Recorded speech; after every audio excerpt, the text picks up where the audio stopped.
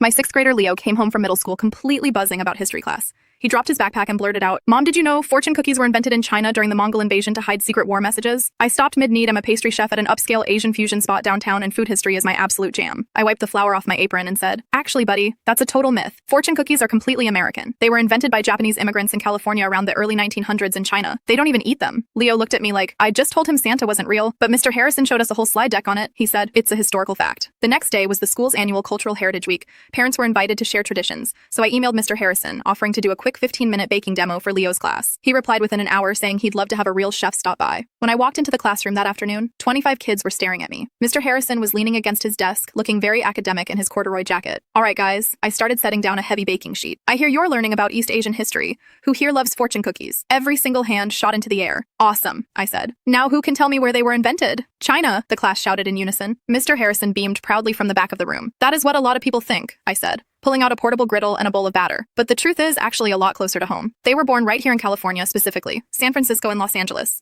Created by Japanese-American bakers, inspired by a traditional Japanese cracker called sujira senbei. I poured the batter onto the hot plate, shaping it into flat circles when World War II happened, and those Japanese families were forced into internment camps. Chinese-American entrepreneurs took over the manufacturing, which is how they became a staple in Chinese restaurants across the U.S. I looked over at Mr. Harrison. His proud smile had completely vanished. He was staring at me with his arms crossed tightly over his chest. "Excuse me, chef," Mr. Harrison interrupted, his voice dropping an octave. "Our textbook clearly states the treaty message origin during the Yuan dynasty. I think we should stick to the approved curriculum." "Textbook," I countered gently. I walked over to the side table and flipped to the copyright page of their history book. This edition is from 2002. Modern food historians and the Smithsonian have thoroughly debunked that legend. It was actually a marketing campaign started by a cookie company in the 1970s. A kid in the front row gasped, "So our book is fake news?" The classroom dissolved into absolute chaos. Whispers broke out everywhere. Mr. Harrison's face turned a deep, bright shade of crimson. He abruptly stood up, walked to the door, and gestured for me to step into the hallway. The second the door clicked shut, his polite teacher persona completely evaporated. "Do you have any idea how difficult it is to maintain classroom authority when a parent decides to show off?" He hissed, his voice trembling with anger. "You just completely undermined my lesson plan." "I didn't mean to offend you," I said calmly. "But shouldn't we be teaching kids how to fact-check and question outdated information? That's what real history is all about." "I have a master's degree in education," he snapped. "I don't need a baker telling me how to teach my class." I figured that would be the end of it, but things got petty fast the very next day. Mr. Harrison hit the class with an unannounced pop quiz. Question 4. Read true or false. Fortune cookies were invented in China. Leo, trusting his mom, confidently circled false when he got his paper back.